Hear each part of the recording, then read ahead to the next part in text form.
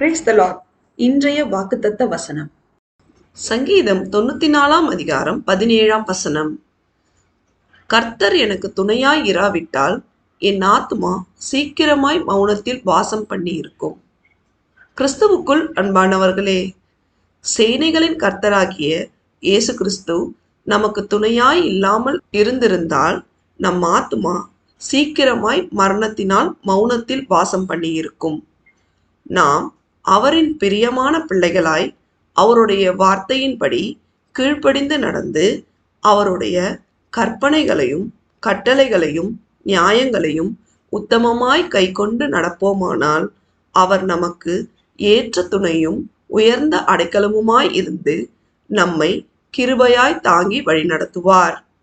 தேவன் நம் அனைவரையும் ஆசீர்வதிப்பாராக. ஆமேன்.